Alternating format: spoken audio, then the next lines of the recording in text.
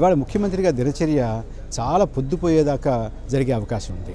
సుమారుగా రాత్రి 10 గంటల వరకు ఇవాళ ఉన్నటువంటి కార్యక్రమాలు జరుగుతూనే ఉంటాయి. అయితే అంతవరకు ఆగకుండా విజయవాడ నుంచి ఇప్పుడే కాస్తంత అప్డేట్ మీకు ఇద్దామని ఇవాళ 1 మినిట్ కార్యక్రమాన్ని మొదలుపెట్టాం. ఇవాళ ప్రాథమిక రంగం మీద సమీక్ష సమావేశం. ఇది బ్రెయిన్ స్టార్మింగ్ జరుగుతోంది, ఇక్కడ రివ్యూ జరుగుతోంది, ఇక్కడ బెంచ్ మార్కింగ్ జరుగుతోంది.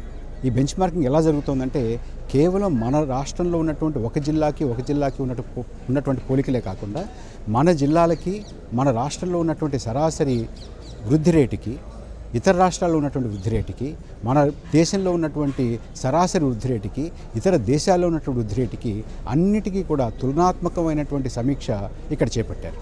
ప్రాథమిక రంగం అంటే కేవలం వ్యవసాయమే కాకుండా వ్యవసాయము, గొర్రెల పెంపకము, పశువుల పెంపకము, సెరికల్చరు, ఫిషరీసు, వీటన్నిటినీ, అట్లాగే కూరగాయలు, పండ్లు, వీటి ఉత్పత్తులు, ఉద్యానవన ఉత్పత్తులు, వీటన్నిటినీ కూడా చాలా పెద్ద ఎత్తున మనం పెంపొందించాలి.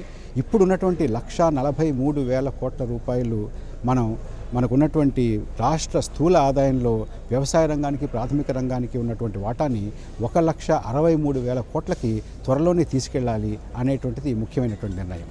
అంతేకాకుండా కృషి క్యాబినెట్ని, ఒక రాష్ట్ర మంత్రివర్గ ఉపసంఘాన్ని కృషి క్యాబినెట్గా మనం స్థాపించుకోవడం, నెలకొల్పుకోవడం, దీన్ని ఈ కృషి క్యాబినెట్ మొత్తం రాష్ట్రంలో ఉన్నటువంటి యంత్రాంగాన్ని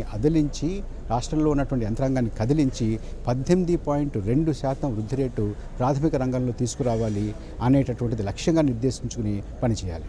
మనందరం కూడా ప్రణాళికలు వేసుకుంటున్నాం. అయితే ప్రణాళికల కన్నా కూడా ముఖ్యంగా మనం వాటిని ఏ రకంగా మనం కార్యరూపాన్ని దాల్చేలాగా కృషి చేస్తున్నాం అనేది ముఖ్యమైనటువంటి విషయం అని ముఖ్యమంత్రి గారు చెప్పారు.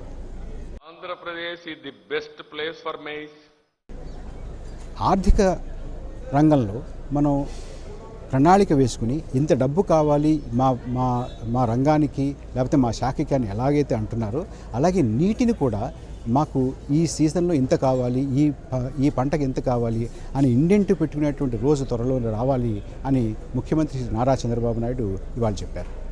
అంతేకాకుండా మొత్తం డిపార్ట్మెంట్స్ అన్నిటిలోనూ, ప్రాథమిక రంగానికి సంబంధించినటువంటి అన్ని డిపార్ట్మెంట్స్లో, అన్ని లైన్ డిపార్ట్మెంట్స్లోనూ కింది అధికారి వరకు ట్యాబ్లెట్స్ ఇచ్చి డేటా కలెక్ట్ చేసి అది క్లౌడ్లోకి అప్లోడ్ చేసి రాష్ట్ర ప్రభుత్వం ప్రణాళికలు వేసుకోవడానికి ఉపయోగపడేలాగా చేయాలి అని ముఖ్యమంత్రి గారు ఇవాళ ఆదేశించారు.